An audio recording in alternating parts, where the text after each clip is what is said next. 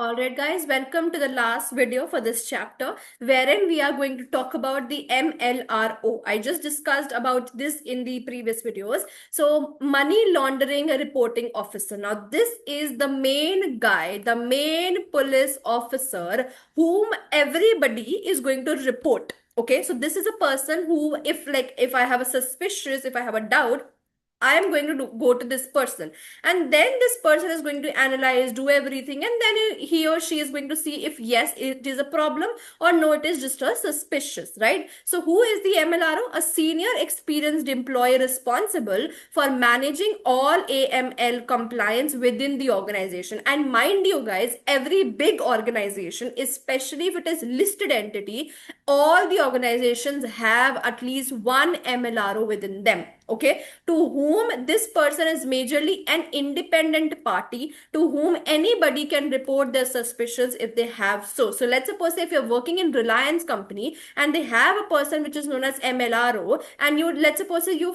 feel that your one of your colleague is doing a fraud, you can directly report to that person, and then that person is going to take it ahead and then going to do the analysis and etc, and then going to find if this is such a this is really an offense, or is it just like a suspicious that you had, right? So the doctor analogy, employees notice some symptoms, report to MLRO, which is the doctor, and then doctor decides whether the statement SAR is needed or not. So whether it is really a problem, SAR is needed or not, or it is not really a problem, right? So now what are the responsibilities for this person? Receives all internal suspicious activity reports, assesses whether reasonable suspicion exists or not, prepares and submits SARs to the FIU to investigate further, advises and trains employees on AML, ensures AML procedures are followed, and liaises with regulatory authorities also. So this is a person who's center of attraction. Employees are going to communicate with them, and he is going to communicate with the relevant authorities as well. So this is a person who is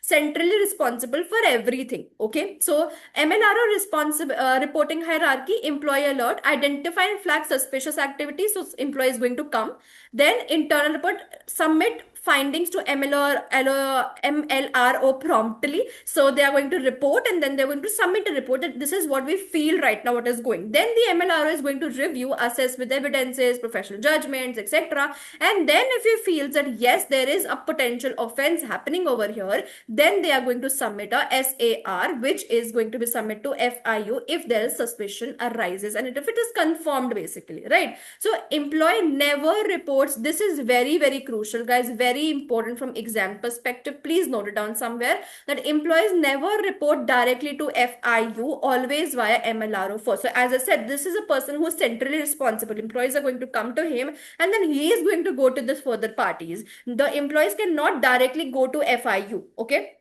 the MLRO uses professional judgment. Not every internal report results in SAR, which we just discussed. The MLRO must act promptly. Delay in filing SAR can itself constitute a commercial criminal offense. So the person has to immediately act if they come to get to know about a certain scenario, and they cannot delay it any further, right? So that is what the MLRO is responsible for. So whenever you get to know anything in regards to money laundering, you are going to report it to MLRO, who is going to review and who is going to scrutinize, have professional judgment, and then he or she is going to decide whether the SAR report is necessary or not, and whether it should be submitted to FIU or not, right? So that is your about the MLRO. Now whatever we have discussed, few details I have given in the next slide, so let's just quickly brush it off because we've already discussed about these.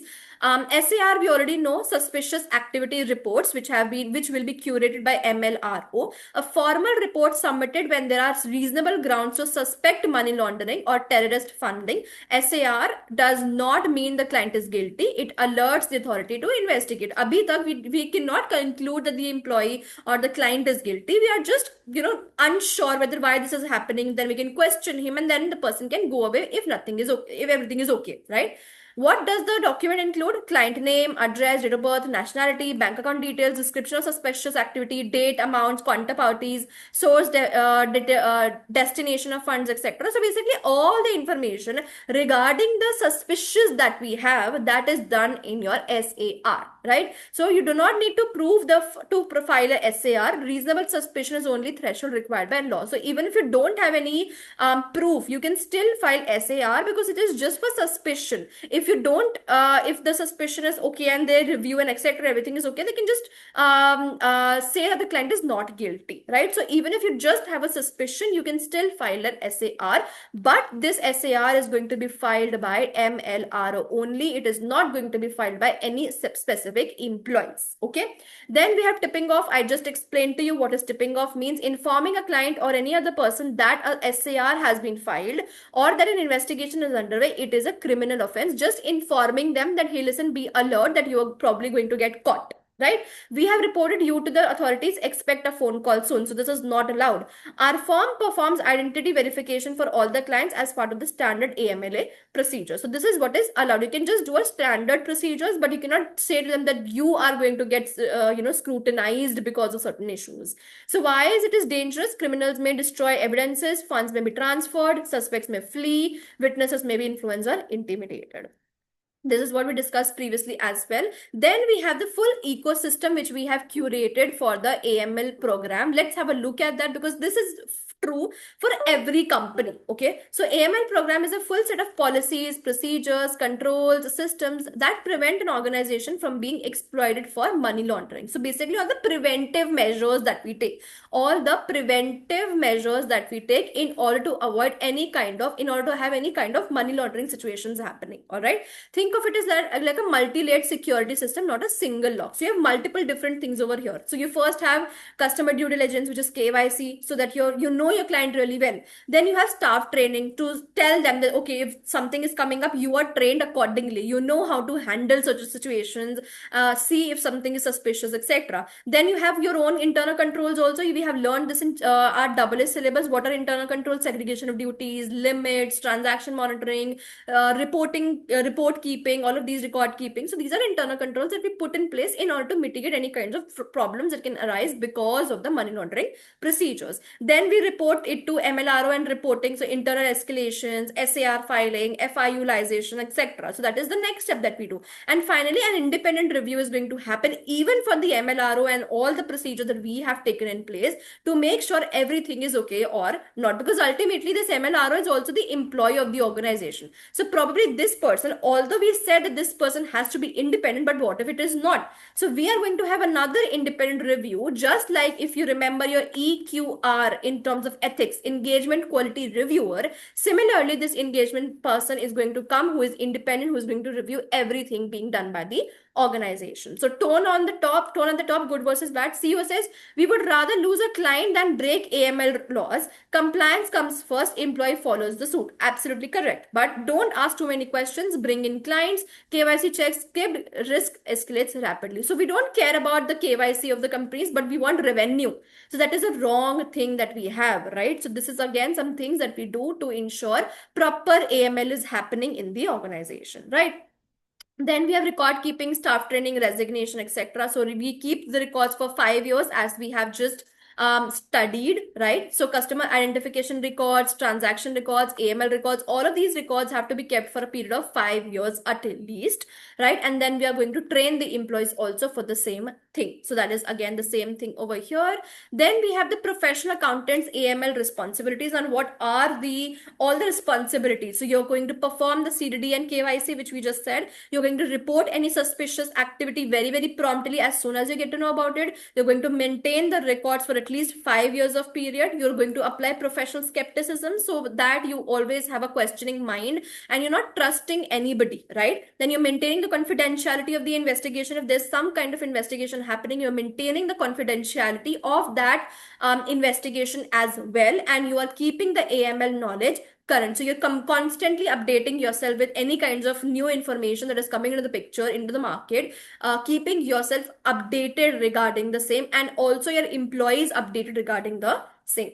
So this is your end of your chapter. I have curated some common tips and common mistakes that people usually do when they answer this question. Let's quickly go through it. So the classic AAA AML scenario, how does the question look like in the paper? Basically, this slide is for that. So usually during an audit, you discover some of the followings. Large unexpected cash deposits inconsistent with client's business. So red flag, first red flag.